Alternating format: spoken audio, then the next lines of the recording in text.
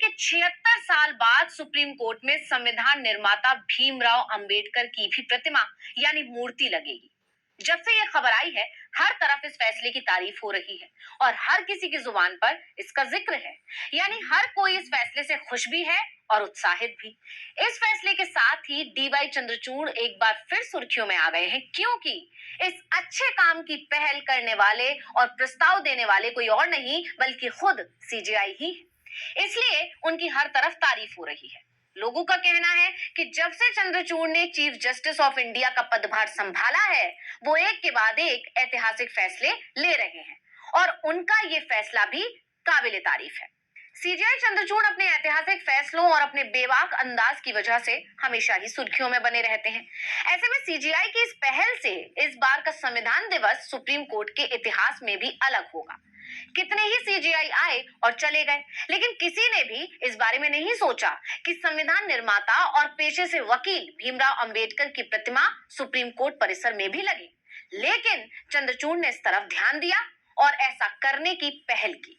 उनका यह प्रयास अब सफल हो रहा है और 26 नवंबर यानी संविधान दिवस के दिन सुप्रीम कोर्ट में वो होगा जो आजादी के 76 सालों में भी नहीं हुआ था। बता दें कि 26 नवंबर को सुप्रीम कोर्ट के परिसर में 3 फुट ऊंचे आधार पर डॉक्टर अंबेडकर की 7 फुट ऊंची प्रतिमा का अनावरण होगा, यानी लगाई जाएगी। खास बात यह है कि उनकी ये प्रतिमा वकील की वेशभूषा में होगी। मूर्ति में वो वकील की तरह गाउन और बैंड पहने हुए दिखेंगे और उनके एक हाथ में वो संविधान की प्रति है। बता दें कि मूर्ति बनाने का काम अंतर्राष्ट्रीय स्तर के जाने माने मूर्तिकार नरेश कुमावत को दिया गया था, जो अब पूरा हो चुका है। आप सभी जानते हैं कि डॉक्टर भीमराव अंबेडकर को संविधान निर्माण में उनकी महत्वपूर्ण भूमिका के चलते फादर ऑफ इंडियन कॉन्स्टिट्यूशन भी कहा जाता है। डॉक्टर अंबेडकर की हाथ उठाए आगे बढ़ने की प्रेरणा देती प्रतिमा देश में ज्यादातर छोटे बड़े शहर, कस्बों, गांवों में सरकारी इमारतों और संवैधानिक संस्थानों पर लगी हुई दिखती है।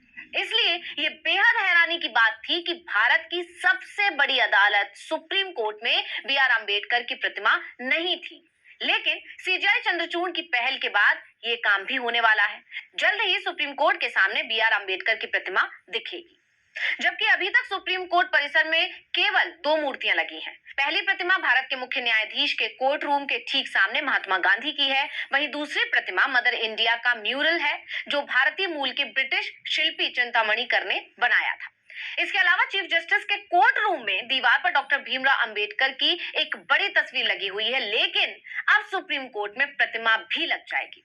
इस प्रतिमा का अनावरण करने के लिए खास तौर पर राष्ट्रपति द्रौपदी मुर्मू को आमंत्रित किया गया है।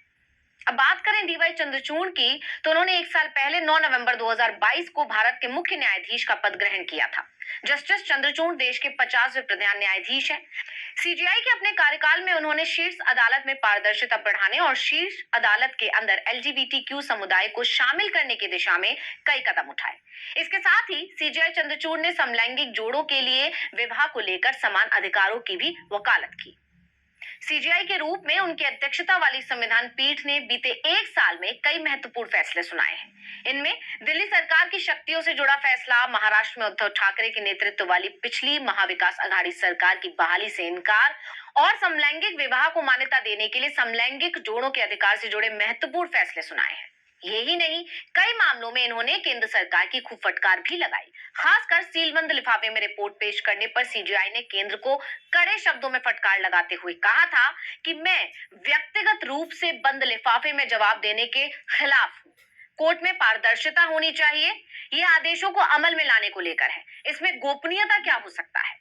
आपको याद होगा, मार्च 2023 में वन रैंक वन पेंशन मामले में जब सुनवाई चल रही थी, इसी के तहत पूर्व सैन्य कर्मियों को बकाये का भुगतान करने के संबंध में केंद्र ने सुप्रीम कोर्ट को एक लिफाफा थमाया था, तो सीजेआई नाराज हो गए थे। उन्होंने इस तरह सीलबंद लिफाफे में जवाब स्वीकार करने से साफ साफ इनकार कर दिया था। तब भी सीजेआई के रुख की काफी चर्चा और तारीफ हुई थी। जानकारों का तो ये भी कहना है कि सीजेआई के आने के बाद केंद्र सरकार की मनमानी नहीं चल पाती, इसलिए कोर्ट और केंद्र सरकार के बीच तल्खियां रहती हैं। किरण रिजिजू तो अक्सर ही विवादित बयान देते रहते थे, जो केंद्र के लिए मुसीबत बनता जा रहा था। इसके बाद आनन फानन में मोदी सरकार ने रिजिजू को हटाकर अर्जुन राम मेघवाल को कानून मंत्री बना दिया। खैर ये तो सिर्फ सीजीआई बनने के बाद की बातें हैं। इससे पहले भी जस्टिस डीवाई चंद्रचूड़ के कई फैसले चर्चा में रहे। उन्होंने ही नोएडा के ट्विन टावर को गिराने का फैसला सुनाया था। इसके अलावा सोशल पोस्ट करने पर पत्रकार मोहम्मद जुबैर को तुरंत जमानत पर रिहा करने के आदेश दिए थे। जस्टिस चंद्रचूड़ कई संविधान पीठों का हिस्सा रहे हैं।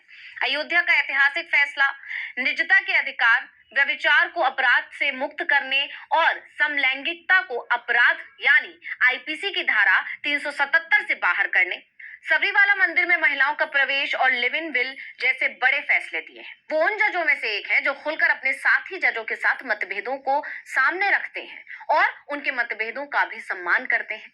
जैसे आधार की अनिवार्यता के प्रसिद्ध फैसले में जस्टिस चंद्रचूड़ ने बहुमत से असहमति जताते हुए कहा था कि आधार को असंवैधानिक रूप से धन विधेयक के रूप में पारित किया गया था और मौलिक अधिकारों का उल्लंघन था। जस्टिस चंद्रचूड़ ने भीमा कोरेगांव में कथित रूप से हिंसा भड़काने के आरोपी 5 मानवाधिकार कार्यकर्ताओं की गिरफ्तारी से संबंधित एक मामले में भी असहमति जताई थी, जब पीठ के अन्य 2 जजों ने पुणे पुलिस को कानून के अनुसार अपनी जांच जारी रखने की अनुमति दी थी। सिर्फ यही नहीं, वो अपने जन्मदिन पर भी लगातार कई घंटे तक सुनवाई करते रहे थे। इसके अलावा डीवाई चंद्रचूड़ की सबसे ज्यादा चर्चा अपने ही पिता वाईवी चंद्रचूड़ के फैसले को पलटने के लिए भी होती है, लेकिन अब उन्हें एक और काम के लिए याद रखा जाएगा, सुप्रीम कोर्ट में बाबा साहब भीमराव अंबेडकर की प्रतिमा लगाने के लिए। आजादी के 76 साल बाद सुप्रीम कोर्ट में भीमराव अंबेडकर की प्रतिमा लगवाने वाले उनके फैसले ने दलितों, पिछड़ों, आदिवासियों, बहुजनों का ध्यान अपनी तरफ खींचा है। आपकी इस पर क्या राय है, हमें कमेंट करके जरूर बताइए।